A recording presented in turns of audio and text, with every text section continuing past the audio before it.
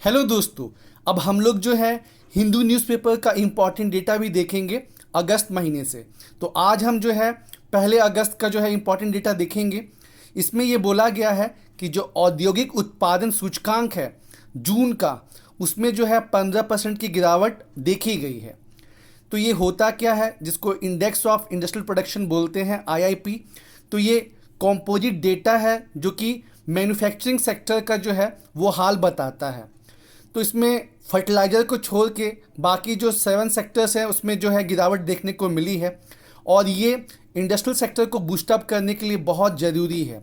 इसमें सबसे ज़्यादा वेटेज किसका है? सबसे ज़्यादा वेटेज है पेट्रोलियम रिफाइनरी प्रोडक्ट्स का। दूसरे नंबर पे है इलेक्ट्रिसिटी, तीसरे नंबर पे है स्टील, चौथे नंबर पे है कोल। तो आपको ऐसा भी क्वेश्चन दिया जा सकता है कि इन आईआईपी में किसका सबसे ज़्यादा वेटेज है, और आपको 4 ऑप्शन दे दिया जाएगा: petroleum refinery products, electricity, steel और कोल। तो कंफ्यूज मत होइएगा। एक नंबर पे जो है पेट्रोलियम रिफाइनरी प्रोडक्ट्स होगा, दूसरे पे इलेक्ट्रिसिटी, तीसरे पे स्टील, चौथे पे कोल, पाँचवें पे क्रूड ऑयल, छठे नंबर पे नेचुरल गैस, सातवें पे सीमेंट और आठवें पे फर्टिलाइजर्स। और ये रिपोर्ट जो है वो नेशनल स्टैटिस्टिकल ऑफिस जो है हर महीने प्रेजेंट करती है। लेकिन देखिए, जैसे कि अभी अगस्त में जो है वो जून का डेटा आया है, तो मतलब 1 महीने लेट से जो है ये डेटा जो है पब्लिश होता है। IIP, index of industrial production, औद्योगिक उत्पादन सूचकांक। और जो ये 8 सेक्टर हैं ये मैन्युफैक्चरिंग के 40% चीज़ों को दर्शाते हैं। ये बहुत इंपॉर्टेंट है। 8 प्रमुख क्षेत्र। एक बार यूपीएससी ने में पूछा भी है इस क्वेश्चन को कि 4 सेक्टर दे दिया गया और पूछा कि किसका सबसे ज़्यादा कंट्रीब्यूशन है। तो आपको ये ध्यान में रखना है, खासकर जो टॉप 4 हैं उनको: petroleum refinery products, electricity, steel और फिर कोल। उसके बाद जो आईएमडी है, इंडियन मेट्रोलॉजिकल डिपार्टमेंट, जो कि ये बताती है कि इस वर्ष बारिश कैसी होगी। तो अप्रैल में इसने बताया था कि इस वर्ष जो है बारिश जो है नॉर्मल रहेगी। तो वो किस बेसिस पे इसका अनुमान लगाती है? लॉन्ग पीरियड एवरेज के बेसिस पे, एलपीए। और ये लॉन्ग पीरियड एवरेज कितना है? तो इसमें जो है 50 साल का जो है डेटा निकाला गया है, और जिसका एवरेज आया है 88 सेंटीमीटर। बहुत जगह आपको 89 सेंटीमीटर मिलेगा, लेकिन मैंने ये डेटा जो है वीआईबी से लिया है, प्लस हिंदू में भी दिया है। तो इसमें जो है बोला गया है कि अगस्त सितंबर में जो बारिश है वो नॉर्मल रहेगी। तो नॉर्मल बारिश कब होती है? जब 96 से 104 सेंटीमीटर होती है तो नॉर्मल बारिश, 96 से कम होती है तो डेफिशिएट, और 90 से कम हो गई तो सूखा, 104 से ज़्यादा हुआ तो ज़्यादा बारिश, और 110 से ज़्यादा हुआ तो बाढ़। एलपीए, लॉन्ग पीरियड एवरेज, ये किस लिए इस्तेमाल किया जाता है? मॉनसून का फॉरकास्ट करने के लिए इस्तेमाल किया जाता है, और जनरली अप्रैल में ये फॉरकास्ट होता है। तो इस बार जो है आईएमडी, इंडियन मेट्रोलॉजिकल डिपार्टमेंट ने ये पूर्वानुमान लगाया था कि इस वर्ष जो है बारिश जो है सही रहेगी, और देखिए वैसा ही हो रहा है। कभी कभार ये ऐसा होता है कि जो आईएमडी की प्रिडिक्शन है वो गलत साबित होती है, क्योंकि अब साइंस इतना डेवलप कर चुका है। तो इस एलपीए का 1961 से 2010 तक का एवरेज कितना रहा है? 88 सेंटीमीटर। अब अगर 96 से 104 सेंटीमीटर है तो उसको क्या बोलते हैं कि बारिश जो है नॉर्मल रही। 96 से कम रहा तो कम हुई, और 90 सेंटीमीटर से कम हुआ तो सूखा ही पड़ गया। 104 से ज़्यादा हुआ तो ज़्यादा बारिश, 110 से ज़्यादा हो गया तो बाढ़, मतलब बहुत एक्सेस रेनफॉल। इसके अलावा एडिटोरियल में जो है बहुत इंपॉर्टेंट चीज़ देखने को मिला कि जो कोविड-19 क्राइसिस है ये मेट्रोपॉलिटन के लिए जो है बैटल है। ये बहुत अच्छा आर्टिकल रहा। इसमें ये बताया गया कि जो इंडिया के टॉप मेट्रोपॉलिटन सिटीज़ हैं, दिल्ली, मुंबई, कोलकाता, चेन्नई, बेंगलुरु, हैदराबाद, इनमें जो है 50% कोविड के केस मतलब नोटिस किए गए। इसमें बताया है कि कैसे जो मेट्रोपॉलिटन है उनका फेलियर हुआ है। 74th अमेंडमेंट किया गया था कि जो म्यूनसिपालिटी है इसको जो है स्ट्रॉन्ग किया जाएगा, लेकिन इस कोविड-19 ने जो है वो पोल खोल कर दी है। इसमें ये बोला गया है कि नो गवर्नेंस आर्किटेक्चर, देखिए जो हेल्थ है उसका तो हाल बुरा है ही, लेकिन साथ ही साथ जो है गवर्नेंस है उसकी भी फेलियर है। जैसे कि अभी जो है एक्सपेंडिचर ऑन हेल्थ कितना है, मात्र 1.28% है, जबकि ये कितना होना चाहिए, तकरीबन 4% के आसपास होना चाहिए। फिर आउट ऑफ पॉकेट एक्सपेंडिचर जो है, मतलब लोगों की जेब से जो खर्च होता है हेल्थ पे, वो कितना है, 62.4%, जबकि विश्व में ये एवरेज कितना है, 18% के आसपास। तो ये बताया जाता है कि इस वजह से करोड़ों लोग जो हैं वो गरीबी रेखा से नीचे चले जाते हैं। क्यों? क्योंकि उनको हेल्थ पे बहुत ज़्यादा खर्चा करना पड़ता है।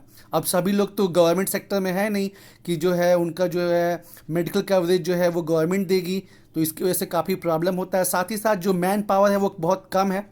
डॉक्टर टू जो पॉपुलेशन का रेशियो है वो इंडिया में कितना है, 1:1457, जबकि WHO के हिसाब से कितना होना चाहिए, 1:1000 होना चाहिए। तो हेल्थ सेक्टर का तो हाल खराब ही खराब है। साथ ही साथ जो गवर्नेंस है उसकी भी दशा और दिशा ठीक नहीं है। Lack of robust integrated spatial planning, ठीक है, मतलब संविधान में ये मेंशन किया गया है कि जो बड़े मेट्रोपॉलिटन सिटी हैं वहाँ पे जो है मेट्रोपॉलिटन प्लानिंग कमेटी का गठन होना चाहिए, लेकिन ऐसा ऑब्जर्व किया गया है कि 18 में से मात्र 9 मेट्रोपॉलिटन में ही वो एग्जिस्ट करते हैं, लेकिन फिर भी वो प्रॉपर ढंग से फंक्शन नहीं करते हैं। दूसरा जो है weak municipal capacities in finance and staffing, मतलब जितना उनको स्टेट गवर्नमेंट से पैसा मिलना चाहिए उतना नहीं मिल पाता है। साथ ही साथ स्टाफ की भी कमी है। तीसरा पॉइंट है weak mayor and council and fragmentation of governance, जो मेयर होते हैं उनका जो है टर्म भी जो है, मतलब मुंबई में तो 2.5 साल का है, बाकी दिल्ली और दूसरी जगह मात्र 1 साल का ही है। साथ ही साथ उनको जो है मतलब वो टूथलेस है, मेयर तो हैं लेकिन उनको पावर नहीं है, हर चीज़ में जो है स्टेट गवर्नमेंट का इंटरफेरेंस है। मतलब डिसेंट्रलाइजेशन तो है, विकेंद्रीकरण, लेकिन बस नाम के लिए है। और सिटीज़ की एक survey report, annual survey report बताती ये है कि इंडिया के जो बिग मेट्रोपॉलिटन सिटीज़ हैं उनका ट्रांसपेरेंसी, अकाउंटेबिलिटी और पार्टिसिपेशन में रैंकिंग कितना है, 3.04 आउट ऑफ 10, मतलब बहुत ही बैकवर्ड हैं। लोगों का पार्टिसिपेशन ही नहीं है और अकाउंटेबिलिटी भी नहीं है।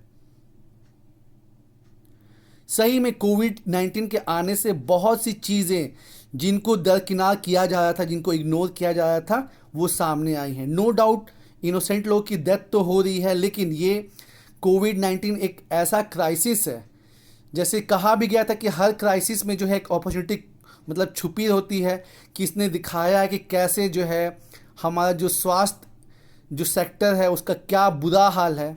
साथ ही साथ जो है वो रोज़गार का कितना बुरा हाल है, जो मेट्रोपॉलिटन सिटी है उनका क्या बुरा हाल है, जो गांव का तो फिर छोड़ ही दीजिए, जो भारत है उसका तो कहना ही नहीं है, वो तो पहले से बैकवर्ड चल रहा है। लेकिन अभी तक हम जो मानते आ रहे थे कि जो मेट्रोपॉलिटन सिटी हैं वो हर तरीके से सफिशिएंट हैं, तो उनकी भी पोल खोल हुई है। 74th अमेंडमेंट जो कि किया गया था, 74वां संशोधन किया गया था ताकि जो है local self government in towns and cities वो स्ट्रांग हो, लेकिन वो नहीं हो पाई। तो जैसे कि हमने बताया कि हेल्थ का तो प्रॉब्लम है ही है कि जो गवर्नमेंट का जीडीपी का जो परसेंटेज हेल्थ पे खर्च होता है वो बहुत ही कम है। साथ ही साथ लोगों का जो पॉकेट एक्सपेंडिचर होता है वो बहुत ज़्यादा है। मैन पावर तो कम है ही। साथ ही साथ जो है आपका जैसे बोला गया संविधान में कि जो मेट्रोपॉलिटन सिटीज़ हैं जहाँ 1 करोड़ से ज़्यादा की आबादी है वहाँ पे मेट्रोपॉलिटन प्लानिंग कमेटी होनी चाहिए, तो या तो उनका गठन ही नहीं किया गया है या गठन किया भी गया है तो वो डिफंक्ट है। दूसरा जो है म्यूनसिपल की जो कैपेसिटी है फाइनेंस में वो कम है और स्टाफिंग की भी प्रॉब्लम है। स्टेट जो है अपना पावर जो है उसको मतलब बांटना नहीं चाहती है। साथ ही साथ जो मेयर होते हैं उनका जो कार्यकाल होता है वो बहुत छोटा होता है और वो टूथलेस होते हैं। फिर पीपल पार्टिसिपेशन भी नहीं है, ट्रांसपेरेंसी भी नहीं है और अकाउंटेबिलिटी भी नहीं है। इसके साथ ही साथ ये बोला गया है कि जो छोटे शहर हैं जो मेट्रोपॉलिटन से लगते हैं उन पे भी प्रॉपर फोकस नहीं किया जा रहा है। ऐसा अनुमान किया जा रहा है कि 2025 तक मेट्रोपॉलिटन सिटीज़ की संख्या बढ़ जाएगी, 69 हो जाएगी, क्योंकि अर्बनाइजेशन बढ़ रहा है और उनके आसपास के जो शहर है वो उनके साथ मिल के लगभग 50% जनरेट करेगा, लेकिन इसके बावजूद जो है उन छोटे शहरों पे भी उतना फोकस नहीं किया जा रहा है। हालांकि ये अनुमानित है कि जो स्मार्ट सिटी प्रोग्राम है जो गवर्नमेंट चला रही है और शहरों पे जो खर्च कर रही है वो लॉन्गर टर्म में इसमें बदलाव ला सकता है, लेकिन फ़िलहाल तो कोई मतलब इसमें सुधार नहीं दिख रहा है। तो क्या स्टेप्स होने चाहिए?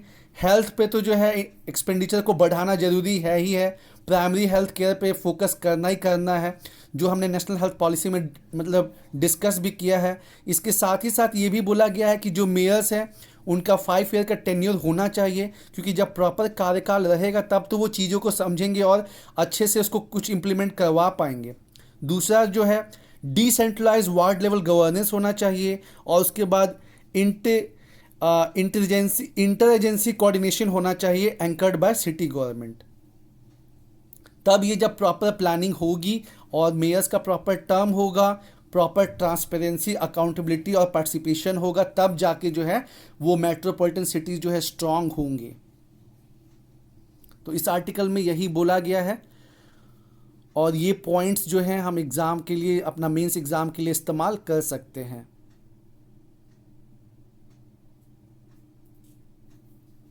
उसके बाद एक और जो आर्टिकल आया है वो है आपका इन्वायरमेंटल इम्पैक्ट असेसमेंट पे।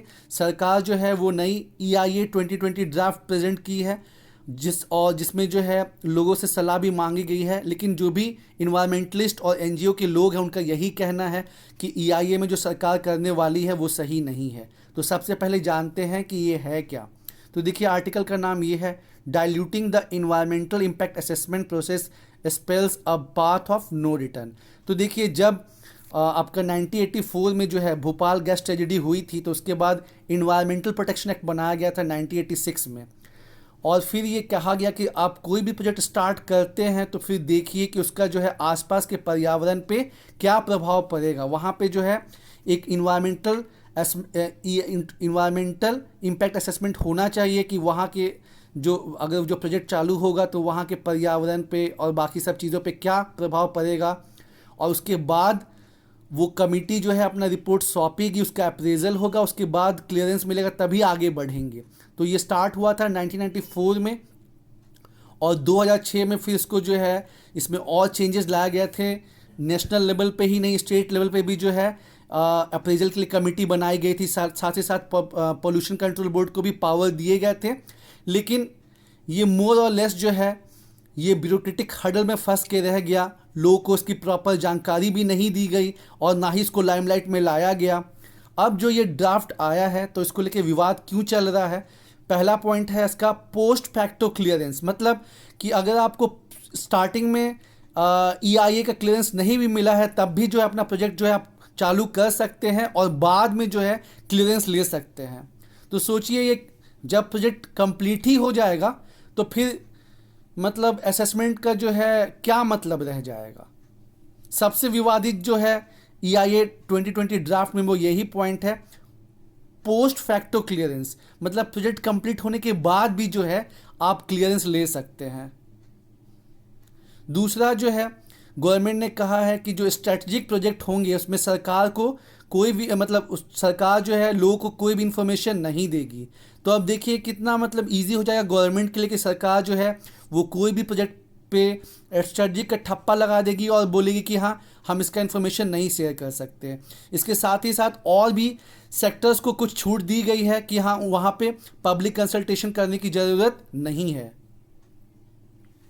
मतलब कोविड-19 जो है इसने दिखाया कि जो आप पर्यावरण से खिलवाड़ करेंगे तो फिर क्या आपका हश्र होगा। इसके बावजूद जो है सरकार सबक नहीं सीखी और फिर से जो है सरकार जो ये EIA में डाइल्यूशन करने वाली है तो पहले जैसा हाल हो जाएगा।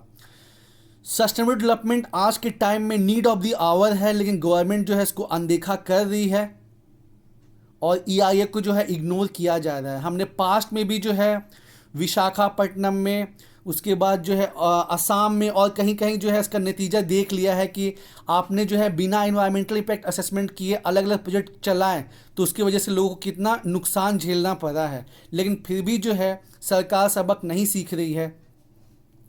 तो वेंडल बैरिस का कोर्ट के साथ ये ख़त्म किया गया है कि whether we and our politicians know it और no, nature is party to all our deals and decision, ठीक है, and it has more votes, a longer memory and a sterner sense of justice than we do. इसको आप coat कर सकते हैं। वेंडल बैरिस का बहुत ज़बरदस्त स्टेटमेंट दिया गया है कि चाहे हम और हमारे राजनेता इसको समझे या ना समझे, लेकिन जो प्रकृति है वो सभी डील और डिसीजन में पार्टिसिपेट करती है और इसके बहुत ज़्यादा वोट हैं और इसकी मेमोरी भी बहुत स्ट्रांग है और इसका जो न्याय करने का प्रक्रिया है वो हमसे भी ज़्यादा स्ट्रांग है। सरकार ने जो है हालांकि पब्लिक से जो है सजेशन जो है उसको बढ़ा दिया है, 10 या 11 अगस्त तक जो है सजेशन मांगा है, पर देखिए कि गवर्नमेंट जो है कॉर्पोरेट्स को सपोर्ट करने के लिए प्रकृति के साथ कितना ज़्यादा खिलवाड़ कर रही है। बिल्कुल भी ये गलत बात है, बिल्कुल भी ये सही नहीं है। तो ये दो जो है मेन एडिटोरियल रहे। एक और रहा कि अभी चूंकि जो है कोविड का कोई वैक्सीन नहीं है तो गवर्नमेंट को जो है ज़्यादा से ज़्यादा टेस्टिंग पे फोकस करना चाहिए, क्योंकि हमारा जितना पॉपुलेशन है उस हिसाब से टेस्टिंग नहीं होनी चाहिए और गवर्नमेंट को जो है उस पर ज़्यादा खर्च करने चाहिए ताकि जो है घर पे जो है टेस्टिंग हो सके और गवर्नमेंट को आउटसोर्सिंग करके ज़्यादा से ज़्यादा लोग की नियुक्ति करनी चाहिए ताकि मतलब जो कोविड का टेस्ट है वो ठीक ढंग से हो सके।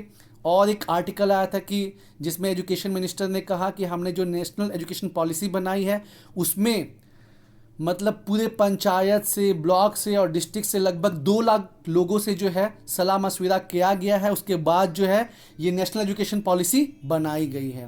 पर ये जो हमको लगा कि बहुत इम्पॉर्टेंट है, एक तो आपका ये कोविड क्राइसिस जो है ये मेट्रोपॉलिटन के लिए एक वेकअप कॉल है, उसके बाद IIP, लॉन्ग पीरियड एवरेज और EIA में जो डायलूशन किया जा रहा है वो ये हमने आपके लिए डिस्कस किया है। तो दोस्तों उम्मीद है आपको ये सेशन पसंद आया होगा। धन्यवाद।